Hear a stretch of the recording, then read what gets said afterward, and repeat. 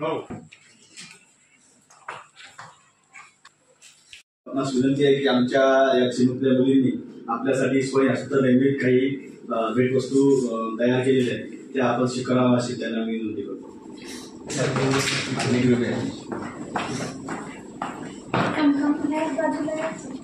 काही या बाजूला काही या बाजूला.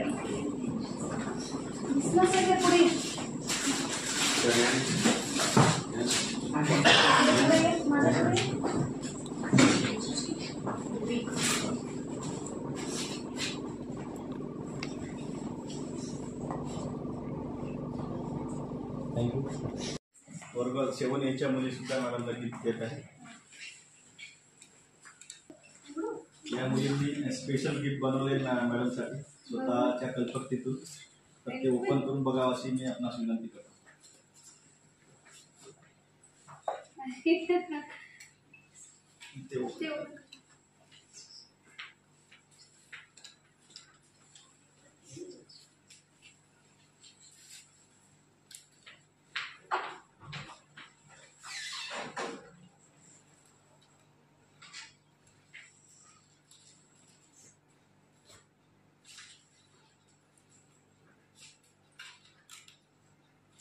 Thank you so much.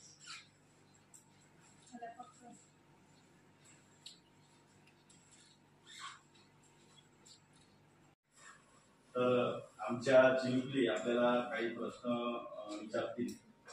तर पहिला प्रश्न वर्ग 7वीची विद्यार्थी. नमस्कार मॅम, मी कुमारी कृष्णाली पाटील, मी वर्ग 7 मध्ये शिकते. माझा प्रश्न असा आहे की तुमचे मूळ निवासस्थान कोणते आणि तुम्ही कुठे राहता? ठीक आहे. माझं नाव संजिता महापात्र बसुनी. तुमचं नाव काय आहे? माझं नाव कृष्णाली पाटील. माझं नाव संजिता महापात्र आहे आणि माझं मूळ गाव राऊरकेला ओडिसा आहे. महाराष्ट्र एकदम वेस्टर्न बाजूला येतात, पूर्ण पश्चिमच्या दिशेला जिथे अरब सागर आहे, आणि ओडिसा पूर्वी दिशा देतात जिथे बे ऑफ बेंगॉल आहे. माझे नाव अनुष्का उल्हास श्रीवंशी, मी वर्ग 8 मध्ये शिकते. माझा प्रश्न असा आहे की तुम्ही तुमच्या बालपणामध्ये परीक्षेच्या वेळी किती तास आणि कसा अभ्यास करायचा? मोस्ट इम्पॉर्टंट सगळ्यांनी प्रत्येक वेळी आठवण ठेवायला पाहिजे की प्रत्येक मुलं जे असतात त्याच्या अभ्यास करायचे जे पद्धत असते वेगवेगळे असते. कोणाला 10 तास वाचून पण आठवण राहत नाही, कोणाला 3 तास मध्ये होऊन जातं. जेव्हा मी लहान होते ना तर स्मार्ट, तर मला फक्त 2च तास अभ्यास करायचा. माझा प्रश्न असा आहे की तुमचे माध्यमिक शिक्षण कसे झाले व तुमचा मित्रपरिवार कसा होता आणि त्यामध्ये तुमची भूमिका कशी असते? क्लास 6 पासून माझी एक मोठी बहीण आहे, तर आम्ही दोन्ही बहीण आहेत. माझी मोठी बहीण पण she is working in a government organisation. She is quite well established. तर जेव्हा माझी बहीण आणि मी दोघी इंग्लिश मीडियम स्कूलला अभ्यास करायचो. सो ते 9th ला होती, मी 5th ला होते. 4 वर्षाचा डिफरन्स आहे. तर बाबांनी सांगितले की आता लहान मुलगी काय म्हणणार मोठी येऊन की आई मी काय चूक केले होते की दीदीला इंग्लिश मीडियमला अभ्यास करवले आणि मला नको. त्याच्यानंतर माझ्या शाळेचे जे मुख्याध्यापक होती त्यांनी मला दत्तक घेतलं क्लास 6ला. त्यांना माहिती पडलं मी खूप चांगली स्टुडंट होते, त्यांना वाटत होतं की कशासाठी शाळा सोडून जायचे ना. त्यांनी मला दत्तक घेतले आणि त्याच्यानंतर माझ्या शाळांचे जेवढे खर्च होता माझी स्कूलने केली माझ्यासाठी पूर्ण 10वी पर्यंत. स्कूल ड्रेस, स्कूल बॅग, चप्पल, जुते, एव्हरीथिंग. त्याच्यानंतर माझ्या बाबाला कधीच काही खर्च करावाच लागला नाही. 11वी आणि 12वीसाठी पण मला एक खूप he was a person from Odisha only. ते अमेरिकेला जॉब करत होते. ते असं कुठली गरजू आहे की आपल्या लाईफमध्ये आपल्याला किती साऱ्या अडचणी येतात. आपल्याला फेल्युअर तर भेटतेच, अपयश येते, पण आपल्याला डिमोटिवेट पण फील होते, आपला कॉन्फिडन्स एकदम लूज होऊन जातो. मग आपण त्याला स्वीकार करून कसं समोर जायचं, त्यातून कोणता मार्ग काढायचा हे तुम्ही मला सांगा. जेव्हा यूपीएससी प्रिपरेशन करत होते ना तेव्हा माझे ते 5वा एक्झाम होतं, 5th अटेम्प्ट होता माझा. तर ऑलरेडी 3 अटेम्प्ट वर इन कॉलेज, तर ते काउंट करत नव्हते. पण एक यूपीएससीच्या एक्झाम मध्ये पूर्ण वर्षभराचा अभ्यास असतात. या आज एप्रिल पासून सुरू झाला की नेक्स्ट इयर एप्रिलला संपत होते, आणि एप्रिलला तुम्हाला माहिती कळलं पूर्ण वर्षभराचा मेहनत पाणी बिकॉज यू कुड नॉट क्वालिफाय. तर इट इज सो डिप्रेसिंग ना की पूर्ण वर्षभरात मला सेम बुक्स सेम अभ्यास एका वर्षासाठी पूर्ण करायचे. So it was very difficult actually. It is very demotivating. आणि आता हळूहळू बिकॉज वर्ल्ड इतकी कॉम्पिटेटिव्ह झालेलं आहे, सगळ्यांना अव्वल व्हायचे. So it is becoming even more depressing. तर त्यामध्ये माझ्या डोक्यात I can tell about my experience. काही फिलॉसॉफी सांगता येणार नाही मला की काय करायचे. माय एक्सपिरियन्स एवढंच होता. माझ्या डोक्यामध्ये मी तुम्हाला जसं म्हणाले ना, माझा एक ड्रीम होता. आय ऑलवेज थॉट की माझ्या आई बाबांनी इतकी मेहनत करून मला अभ्यास करून दिला आणि त्यांची इच्छा होता. मी 10th पूर्ण स्टेटमध्ये माझा rank was 3rd in ICSE. I got 96.3%. कधी आमच्या वयात आम्हाला कधी वाटते डॉक्टर बनायचं, कधी इंजिनियर, कधी काय वाटते. आम्ही एक निर्णयावर टिकू शकत नाही, एक धैर्यावर ठरू शकत नाही. तर याच्याबद्दल तुम्ही आम्हाला काय मार्गदर्शन? आता तरी खूप it's a very early stage to decide की मला हेच व्हायचे. It is difficult at times because तुम्ही कोणाला कधी बघता तुमच्या सिनियर्सना हे आई इंजिनियर झाले तर किती चांगलं झालं, he is a doctor, it is good. So take your time. तुम्ही आता जेव्हा 10वी 11वी 12वीचा अभ्यास करणार ना, ॲटलिस्ट डिसाईड की 12वीमध्ये तुम्हाला सायन्समध्ये इंटरेस्ट आहे, आर्ट्समध्ये इंटरेस्ट आहे, कॉमर्समध्ये इंटरेस्ट आहे. स्वतःचे इंटरेस्ट तरी बघून घ्या त्यामध्ये. If you take up a subject because मी जसं I will tell you very normal example. 10वीला मी सायन्सला खूप जास्त चांगलं करत होते, पण माझ्या डोक्यात होतं मला UPSC करायची. So I wanted to take up arts 11th and 12th. पण सगळ्यांनी म्हणाले अरे इतका चांगला स्टुडंट आर्ट्स कसा अभ्यास करू शकतो है ना, की आर्ट्समध्ये तरी काही फ्युचरच नाही, काय आर्ट्स अभ्यास करायचे. So but I always wanted to study arts. And after my engineering मी आर्ट्स घेऊन I took a subject in arts only. तर माझं UPSC क्रॅक झाला आर्ट्स सब्जेक्टमुळे, not because of science subject. माझा आवड आर्ट्स सब्जेक्टमध्ये होता.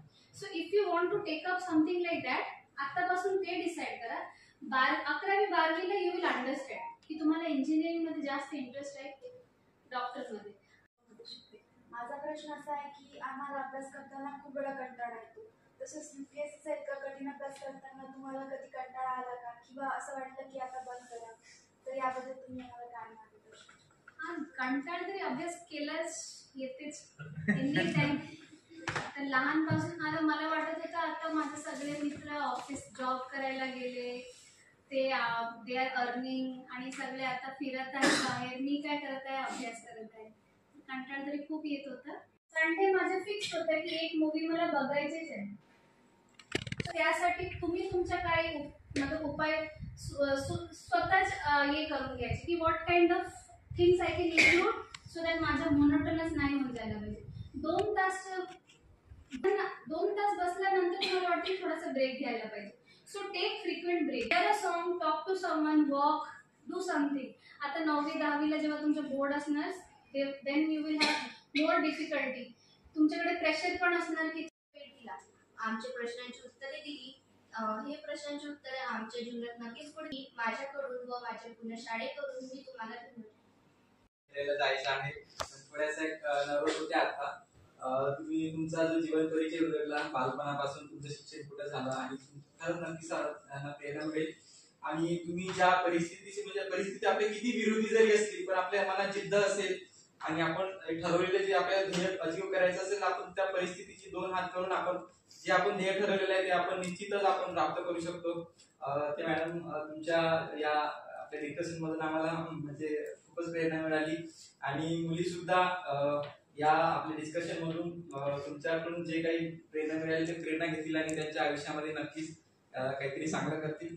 आम्ही फक्त मला 10 मिनिटं वेळ मागितला. आम्ही एक्झॅक्ट 10:30 वाजता चालू झाला, जवळपास 40 ते 50 मिनिटं झाली. कसा वेळ गेला माहितीही नाही पडला म्हणजे. आणि एवढा तुमचा अमूल्य वेळ आपण आमच्यासाठी दिला मॅडम. खरंच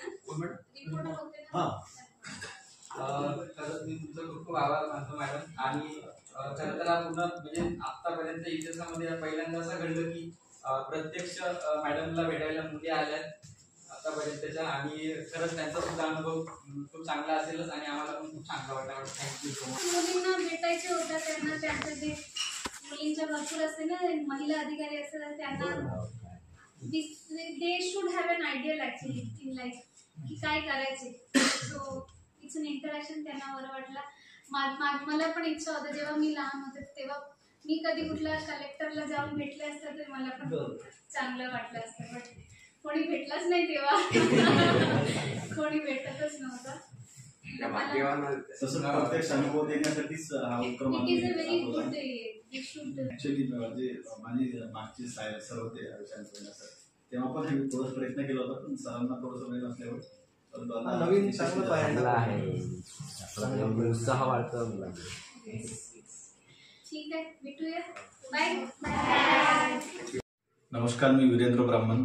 विद्यार्थिनींना विद्यार्थी दशेतच एक IAS पर्यायाने मुख्य कार्यकारी अधिकारी जिल्हा परिषद हे कसं असते आणि त्याचं कार्य कसं असते, IAS बनण्यामागील त्यांचे केलेले परिश्रम आणि नंतर मिळालेले यश हे एक अत्यंत जवळून बघता यावे यासाठी मी हा उपक्रम हाती घेतला.